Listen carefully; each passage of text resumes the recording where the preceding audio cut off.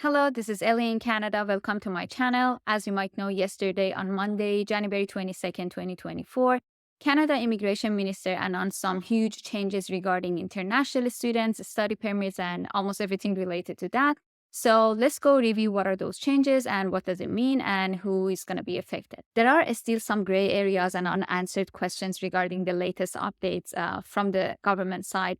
But in this video, I would try to be as specific as possible about what we know as of today. Update number 1 is about putting a cap on new study permits being issued by the Government of Canada for the following 2 years. For 2024, Government of Canada is planning to issue only 360,000 new study permits, which is 35% less compared to last year.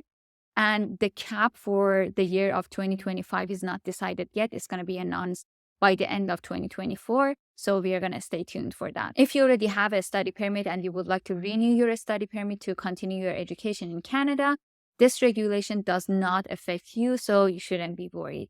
This cap is going to affect only the undergrad and college students. So if you are studying master's degree or doctoral, or if you are in a secondary or elementary school, you do not need to be worried. This cap does not affect you. Also, IRCC will put the portion of this cap on each province. This means overpopulated provinces like Ontario and British Columbia might face 50% of reduction in the number of new study permits that they can issue. On the other hand, less populated provinces can get even more international students compared to the previous years. The main purpose of this new regulation is to distribute the population between different provinces across Canada and control the housing crisis that a lot of Canadians are facing today in overpopulated provinces like Ontario and British Columbia. So this new regulation is going to impact only the new applicants who are applying for undergrad or college degree. Otherwise, you're not going to be impacted. Again, if you already have a study permit and you're in Canada, you would like to renew it to continue your education, you don't need to be worried about this new regulation. If you're a qualified undergrad or college degree student, you can still apply for Canadian study permit. There is no issue, but your chance might be a little bit less in overcrowded provinces like Ontario and British Columbia. So my recommendation would be to give it a try and apply for other provinces as well.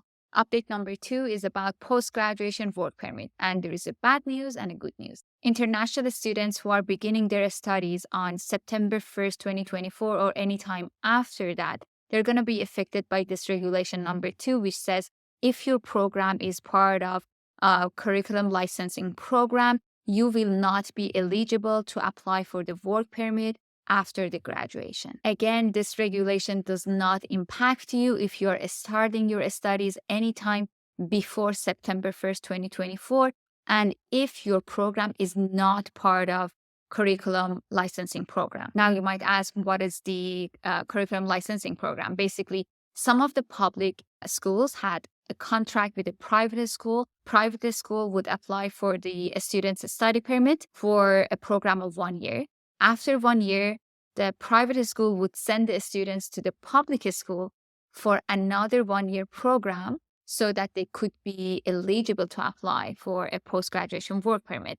It was kind of a loophole. Now the government is just closing that loophole for private public institutions. What this means is that if you are enrolling in any 1 year program in a private school, and then your plan is to move to a public school and then to be eligible for post-graduation work permit, unfortunately, you cannot do it if your studies are starting from September 1st, 2024. But if you are already enrolled in that program, you should check with your university or college or institution to get more information. That was the bad news. Now, here is the good news for students who are enrolled in graduate level programs like master's, doctoral, or anything else, which is considered as a graduate level. Moving forward, if you apply for the post-graduation work permit, you are going to be granted with a 3-year work permit. Previously, with the existing regulations, if you were applying for a post-graduation work permit,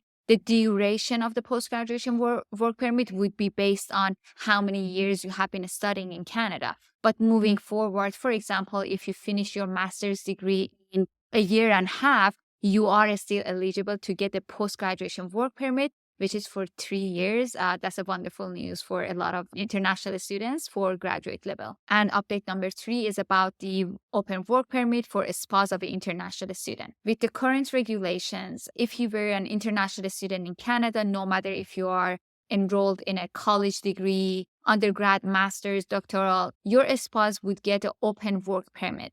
However, with the new regulations, only the spouses of the students who are in master's or doctoral degrees would be eligible to apply. Also, some professional programs like medicine and law, those people actually can apply for their spouse's open work permit as well. But again, if you are an international student in undergrad or college, unfortunately, your spouse is not eligible to get the open work permit as a spouse of an international student. A lot of people ask if international students in PG diploma can also apply for their spouse's work permit. Unfortunately, not, because you are not in master's degree, you're not enrolled in doctoral or professional programs like medicine and law. So anything besides that, your spouse is not eligible to apply for the open work permit.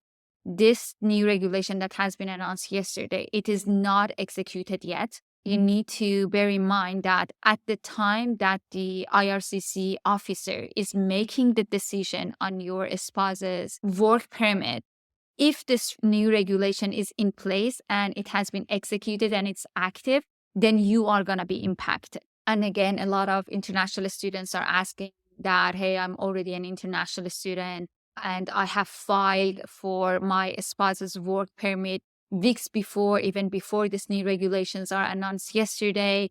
But again, if at the time that the IRCC officer is making the final decision on your spouse's work permit application, if this new regulation is active, then you are going to be impacted. It does not matter when you have filed for your spouse's work permit.